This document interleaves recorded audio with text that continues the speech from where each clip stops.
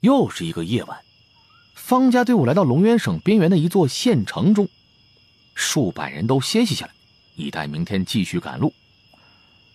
半夜3更，方寒把豆浆磨好，煮沸之后喂马喝了，再喂上鸡蛋、肉粉，让千里雪吃得饱饱的，才伺候完马，便偷偷摸摸地出去了。到达了旷野无人之处，拉开架势，一五一十地练拳。这次他练的不是七星拳，而是偷学来的松鹤万寿拳。鹤爪印杀，冰鹤手眉，仙鹤斗灵，鹤舞长空，松鹤延年。把这5招一一施展出来，动如鹤，静如松。松鹤万寿拳和七星拳一样，都是一种极其高明的练体招式。不过七星拳霸道威猛，看那2招脚踏七星、魁星、踢斗就知道。羽化门、群星门2大门派的风格，从这一点就可以看得出来。方寒心中细细地比较着，他自从心脏口有一枚9窍金丹之后，肉体强大，头脑也分外聪明起来，开发了智慧，反应敏捷，思维灵活，学习武功也是相得益彰。一遍一遍打着松鹤万寿拳，心里则是想着七星拳。恍惚间，方寒觉得2种拳法一内一外，风格如同水火交融，全身的筋肉不停地勃发着，心脏口血液流动，催动的9窍金丹滴溜溜旋转，强大的药力再次输送向全身。轰！七星拳的霸道风格和松鹤万寿拳的逍遥风格被9窍金丹强行融合在了一起，一瞬间，血液在全身循环了9遍。心脏的跳动缓慢下来，比起以前足足缓慢了1倍，但是更为强大，宛如铁锤一般坚实有力了。居然踏入第5重神力境了。方寒知道自己的身体发生了变化，是表明了踏入了一个新的境界。肉身5重神力的境界，最为典型的体现就是心脏跳动速度缓慢下来，生机绵绵，强大无匹。还没来得及感受神力境界的种种好处，方寒突然感觉自己胸口一动，那枚9窍金丹在自己身体发生变化时，忽然向内钻进去，钻到心脏的正中央停留下来，更加隐蔽了。以前9窍金丹就缝合在胸口处，但是现在随着心脏突然缓慢，竟然被血液的压力吸到了心脏的深处，这样一来就更不容易被人发现了。鹤爪印杀，忽然一抓，朝了一根大树抓去。方寒无指如鹤爪，竟然一下把大树的树皮、树干上抠了一大块树木下来，威力再次增长。方寒不断地发挥着自己的肉身神力，随意躲闪，跳跃奔跑，一个标步前进10多尺，身体再一拉缩了回来，全身上下随意运动，但却灵力凶猛，速度极快，如猛虎猎豹一般。实际上肉身练到了神力的境界，力如奔马，灵如猿猴，爪如虎豹，是人形凶器。坊间有些核心弟子都没有练到这种境界。松鹤万寿拳练得不错呀，你偷学了很长时间了吧？就在这时，突然一个声音从方寒身后传来。果然来了。方寒心中一震，虽然早就料到有这个事情会发生，但事情发生了，仍然是心中忐忑。转过身来，自己身后不远处的月下正站着一位白衣的绝世佳人，正是方清雪。大小姐。方寒立刻显出了手足无措的样子，好像一个偷东西的贼被抓了个现行一般，想立刻就跑，但是又犹豫着。这是在他心里演练了无数遍的，现在一下施展出来，演技惟妙惟肖。愣了大约几个呼吸，扑通，方寒双膝一沉，朝着方清雪跪下去，嚎啕哭起来：“大小姐饶命！大小姐饶命啊！奴才是偶尔看到，实在是忍不住就练起来了。大小姐恕罪啊！”哟，这还不错。方清雪看见方寒的反应，眼神微微一动，淡然说：“你还知道畏罪啊？这会儿如果你立刻就跑，下场就跟远处的那块石头差不多了。”说话间，方清雪手指一挑，噗，一道紫色晶亮的闪电刀芒闪烁而过，前步之外，一块1人多高的山石在这闪电刀芒之下，立刻被削成2半。这就是羽化门的紫电阴雷刀吗？白海禅师傅就死在这一神通之下，果然是千军万马无可匹敌啊！感觉到了空气中强大的电流，使自己的皮毛都站立起来。方寒心中也真是惊骇，他头一次看到神通秘境高手的威力。如果是肉身境界的人，就算是神变高手，面对朝廷的千军万马围攻，也要死翘翘，毕竟肉身力量有限。但是神通秘境的高手，炼气成芒，控电控火，浑身不刚，飞腾变化，凡人根本奈何不了。他终于明白了神通秘境的高手为什么超然于物外，和凡人不同了。他把头埋得更低了，似乎是被吓傻了。大小姐，饶命啊！哼，我什么时候也能踏入神通秘境啊？能够和大小姐平起平坐，白海禅师傅要我杀他，谈何容易啊！起来吧。方清雪清淡的语气传来。这位绝代佳人，神通高手，似乎永远说话都是一个语调，没有任何情绪波动，好像已经把喜怒哀乐都练没了，有的只是一种追求长生仙道，慢慢求索的坦然清淡。过了一小关，听到这话，方寒心中一松，却并没有起来，而是继续跪在地上，忠心耿耿说：“奴才铸成大错，继续跪着赎罪的好，大小姐请训话，请责罚。”这是在表忠心了。按照道理，你是不可能修炼到了肉身境神力的境界，是不是吃过什么灵丹妙药啊？方清雪似乎是被方寒的表忠心感染，语气又缓和了一些。是啊，奴才在5年前到龙渊河里清洗马，突然间电闪雷鸣，一条长脚的大蛇从河里面翻腾出来，把奴才给吓坏了。但是随后那条大蛇被雷电一下给劈死了。奴才好奇，把那大蛇从河里捞起来，一个人煮了吃了，吃了好多天，还吃了蛇胆。说来也奇怪，那条蛇的蛇胆红彤彤，硬得跟石头一样，我煮了一下午才把它煮化的。从那之后，奴才的身体就越来越好，于是动了偷学武功的心思，奴才罪该万死。方寒又叩了个头。他这一套言语并不是胡编乱造的，而是白海禅告诉他的。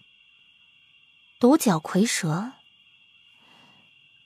，100年前我方家祖先是在龙渊河里杀了一条独角蝰蛇，想不到却是1公1母2条。他眼睛的波光微微瞄了一下方寒的心脏，方寒就感觉心脏一缩，那9窍金丹似乎也停止了运转。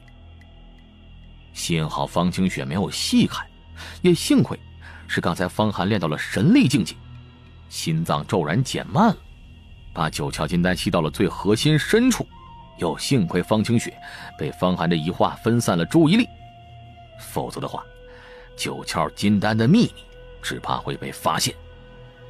独角蝰蛇的内胆固本培元，乃是一种天生灵药，服食之后力大无穷。你偷学了5年，居然能够练到神力境界，算是不错了。我们方家很多核心弟子都没有你的机缘，看来你也是有运气的人。不过一枚独角蝰蛇的内胆把你提升到神力境界已经是极限了，你以后还要继续修炼，必须还要有巨大的物质基础。你跟着我到羽化仙山去，替我喂养灵兽吧。说话之间，方清雪身体一飘，冉冉而去了。终于过关了。方寒确认方清雪走了，才站起来缓了一口气。刚才的对话可谓是生死一瞬间呢。想不到就这么过关了。方寒也想不到，大小姐方清雪就这样询问几句就放过自己了。不过这也是意料之中，以我的身份还有现在的实力，方清雪也没必要问东问西的。的确啊，方寒现在无论是实力还是身份，在羽化门真传弟子面前都算不了什么。就算是王侯圣旨，在方清雪的眼里都一钱不值。方清雪也没必要去刨根问底。当然，方清雪是不知道方寒身上有9窍金丹、蛟伏黄泉图，否则的话，天涯海角方寒都难以逃脱的。放松下心情，方寒回去睡觉了。这一觉睡得特别安稳，还怀着希望。他心中的希望就是见识一下传说中的仙道10门羽化门到底是什么模样。接下来的日子里，除了赶路还是赶路。方家的庞大车队人马不停向着东方移动，穿过龙渊省、乌灵省、华阳省、太谷省、九湖省等数个大省，行程数千里。1个月之后，终于来到一片连绵的群山之下。方清雪说：前面就是羽化仙山了，我羽化门的根基所在。方寒夹在的众多的奴仆中，一眼望去，只见无穷远处那连绵的群山之中，到处都是插天高峰，笔直如剑。有的山峰之上开满鲜花，修建了许许多多的宫殿，无数条千丈瀑布从山峰上倾泻下来，仿佛无数条玉龙一般。天空是蔚蓝蔚蓝的，如蓝水晶一般，永远没有一丝乌云，艳阳高照，柔和明亮的阳光照耀下来，一尘不染。那些成千上百的山峰之上，松树盘根，枝叶虬张，显出了太古的气息。更在那山峰的最深处，云雾缥缈之中，还隐隐约约有巨大的天空之城，海市蜃楼一般漂浮着，让人以为是来到了仙界。方寒一眼望去，被这天宫圣境一样的情景给震得惊呆了，一种发自内心的震撼油然而生。仙道，仙道，这就是仙道，果然是仙道10门，比起什么帝王将相的门第都要好太多了。我从小的愿望还只是在大黎王朝的离京做一个王侯，手握权柄，但是现在看来，那愿望是多么的可笑。方寒笑自己的浅显无知。就在一干人马来到羽化仙山前的时候，仙鹤的长啸直入云霄，此起彼伏。在一干人等惊讶的眼神中，远处7、8个白点儿如箭一般的穿梭过来，开始只是拳头大小，等到了众人的天空之上，居然已经变成一只只体型比牛还大的仙鹤。这些仙鹤都神俊异常，头上鲜红两翅扯开，掀起一团团的暴风，尤其是仙鹤两爪如钢钩，可以洞穿金铁。更令人惊奇的是，这些仙鹤背上都坐着一个个身穿羽衣的年轻道人。仙鹤落下来，风暴更加剧烈了，翅膀扇动之间，大风如剑，人仰马翻。不好！方寒本来牵着千里雪在前面，在这个时候，天空中落下比牛还大的仙鹤，千里雪一下就受惊了，发出长长的嘶鸣，不要命的狂奔。方寒飞奔上前，手臂一震，要把千里雪死死的给拉住。不过就在这一下之间，那几只仙鹤也要落下来，眼看着方寒和千里雪战马就要撞到仙鹤之上。对，小小凡人来到仙山还横冲直撞，不要命了！仙鹤上一个年轻道人看见这样的情况，目光一横，往仙鹤头上一拍，顿时庞大的仙鹤双爪向下一抓，就把千里雪这匹宝马狠狠地抓住。与此同时，另外一头仙鹤上的年轻道人手中多了一条长长的乌金色鞭子，朝着方寒卷去，似乎要把他凌空卷起。方寒连忙一个缩身，在地面翻滚，躲过了鞭子的席卷。但是那匹千里雪却被仙鹤的爪子在马背上抓了几个血淋淋的洞，倒在地上痛苦挣扎。随后，这7、8个骑白鹤的年轻道人真正的飞了下来，落到地面。先是拿眼睛扫射着在场众人，神态高傲，就好像高高在上的神仙看凡人一样。尤其是他们的仙鹤站立起来，比人足足高出2倍，如庞然大物，更增添了几分威势。你们这群凡人，为何来到羽化门仙山？你，给我过来！刚刚一鞭子，居然没卷到方寒那个年轻人，目光微微寒冷，用鞭指着方寒。你们是剑师兄手下的迎宾弟子吗？剑师兄就这样教你们迎客？就在这时，方清雪的声音从后面一辆马车中传来。听到方清雪的声音，看着他从马车中走出来，这7、8个骑鹤的年轻道人脸色微微一变，随后语气变得恭敬。原来是新晋升真传弟子的方师姐。方师姐，我们正是来迎接你的。不过，刚才你带来的家奴横冲直撞，破坏了仙山的规矩。是啊，方师姐，金师兄特地交代我们，让我们迎接你的时候，特地教授一下师姐带来奴才仙山的一些规矩。毕竟凡人来到仙山，要十分注意，不要触犯了什么禁忌。哼，一口一个凡人，果然是仙道门派的。这7、8个年轻道人地位显然不如方清雪，而且没有修炼到神通秘境，否则就不会骑鹤，而是直接以法力凌空虚御气飞行。不过就算是这样，他心中也是再次震撼着。骑鹤上天，这是何等的逍遥自在啊！不过方寒看不惯他们的高高在上，看自己好像看蚂蚁的神态。哼，这7、8个年轻道人身上的气势和巨灵手方童相差不多，也许是肉身境7、8层的高手，得努力冲击神通秘境，好做万人之上。偷偷看着7、8个骑鹤的年轻道人观摩气势，方寒心中猜测着他们的修为。我的人，什么时候轮到你们来教训了？方清雪眉头轻轻一皱，也不知是生气还是因为麻烦。看来金师兄对我晋升为真传弟子很是不满啊。既然方师姐不愿意我们迎宾，那我们走吧。方师姐自己带着人到仙山中去吧，我们已经尽到了迎宾的义务。刚刚拿鞭子指着方寒的年轻道人看见方清雪脸色不善，立刻对其他人使了个眼色，就要跨上仙鹤飞走。慢着！方清雪冷冷一声，吐出2个字：你们这样骑鹤突如其来，惊吓了我的人，伤了我的马，就这样想一走了之？怎么，方师姐还要我们给赔偿不成？凡人凡马而已。几个年轻道人也是微微色变。不管是凡人还是凡马，都是我方清雪之物，你们伤了就是挑战我。既然如此，我方清雪也没有什么好说的，拿命来填吧！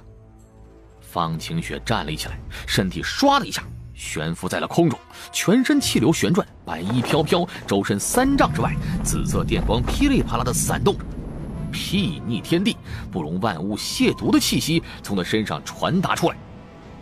这一刻，方寒就感觉到，方清雪好像一口锋芒毕露的宝剑，笔直竖立，连天都要刺个窟窿。大拇指一挑，一道刀芒阴雷横空扫荡，吞吐天地，激荡日月，强大电流贯穿虚空，斩杀一切。擦！当场，拿着鞭子指着方寒那个年轻道人，就被紫电阴雷刀轰击而中，发出凄厉的惨叫，全身当场燃烧起来。他身下的仙鹤感到了危险，唰的一下，震荡翅膀飞起。但方清雪依旧是不放过，再次一按，又是一道紫电阴雷刀芒轰杀过去，把这头仙鹤给直接击毙了，从天空中掉落下来。一人一鹤瞬间被杀。啊，不好！其他弟子也没料到方清雪居然敢动手杀人，在羽化仙山面前杀人，杀自己人，他们都觉得极度危险，连忙齐喝飞腾而起。方清雪，你敢杀我们？你不怕蒙归了？金师兄那里你怎么交代？天行长老那里你怎么交代？真传弟子乃是掌教钦定，拥有生杀大权。你们冒犯我的威严，我若不杀你们，真传弟子威严何在啊？要怪就怪你们的金师兄，把你们送出来让我立威。下辈子投胎，眼光放亮一点吧。方清雪说话之间，语气依旧是淡淡的，再次弹指7次，7道电芒如龙如蛇横扫当场，再次斩杀向剩余的7人7鹤。住手！